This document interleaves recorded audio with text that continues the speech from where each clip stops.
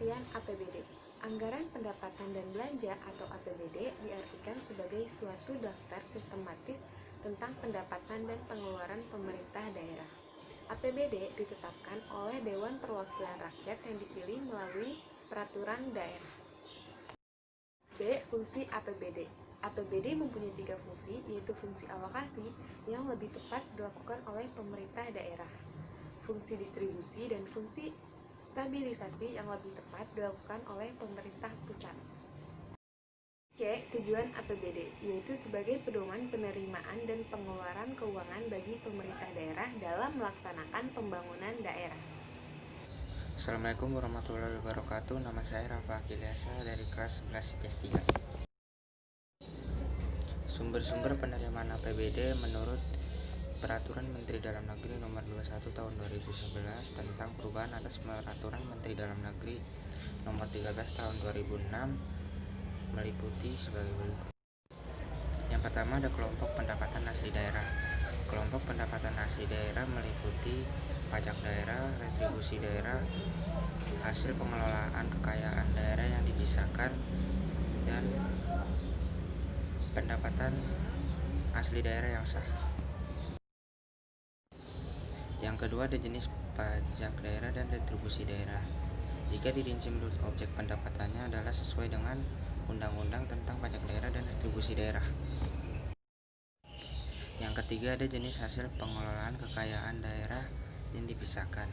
Jika dirinci menurut objek pendapatannya adalah meliputi yang pertama bagian laba atas pernyataan modal perusahaan milik daerah atau BUMD. Yang kedua ada penyerta bagian laba atas pernyataan modal perusahaan milik negara atau BUMN. Yang ketiga ada bagian laba atas penyertaan modal perusahaan milik swasta. Yang keempat ada jenis pendapatan asli daerah yang sah. Jika dirinci menurut objek pendapatannya adalah meliputi yang pertama ada hasil penjualan kekayaan daerah yang tidak dipisahkan secara tunai atau angsuran. Yang kedua ada jasa giro. Yang ketiga ada pendapatan bunga. Yang keempat ada penerimaan atas tuntutan ganti kerugian daerah. Nama saya Safira Wardana, kelas 11 IPS 3, absen 27.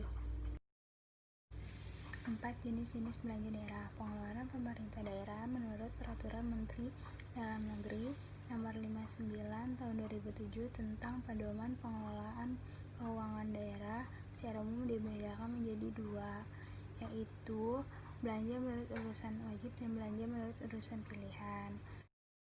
Yang pertama, klasifikasi belanja menurut urusan wajib. 1. Pendidikan, 2. Kesehatan, 3. Pekerjaan umum, 4. Perumahan rakyat, 5. Penataan ruang, 6. Perencanaan pembangunan, 7. Perhubungan, 8. Lingkungan hidup, 9. Pertanahan, 10. Kependudukan dan catatan sipil. Kedua, klasifikasi belanja menurut urusan pilihan.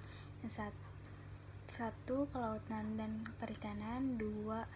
Kehutanan, 3. Industri, 4. Pariwisata, 5. Pertanian, 6. Energi dan sumber daya mineral, 7. Transmigrasi, dan 8. Perdagangan. Assalamualaikum warahmatullahi wabarakatuh. Nama saya Safar Rizky Rakyat Petra dari kelas 11 IPS 3. Saya ingin menjelaskan mengenai mekanisme penyusunan APBD. Dalam menyusun sebuah APBD, terdapat 3 tahap yang harus dilakukan agar dapat terciptanya sebuah APBD.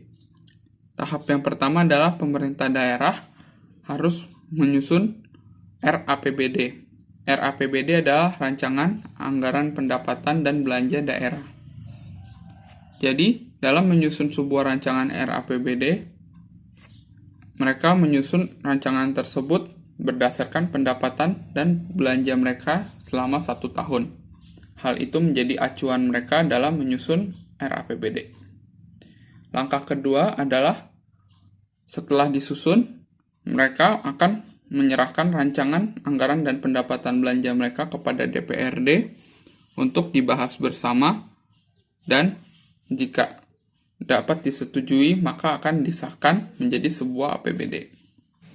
Lalu tahap ketiga, DPRD akan memberikan keputusan mengenai pembahasan yang telah dilakukan antara DPRD dan pemerintah daerah mengenai RAPBD yang telah dibuat. Apabila DPRD menyetujui RAPBD yang telah dibuat oleh pemerintah daerah, maka nantinya akan disahkan menjadi sebuah APBD. Namun, jika tidak terdapat titik terang atau kesepakatan antara DPRD dan pemerintah daerah, maka belum bisa disahkan menjadi sebuah APBD. Dalam APBD, terdapat komponen yang menjadi peranan penting dalam menyusun sebuah APBD. Yang pertama adalah pendapatan. Di dalam pendapatan, ada beberapa komponen yang menjadi acuan bagi pemerintah daerah dalam menyusun sebuah pendapatan daerah.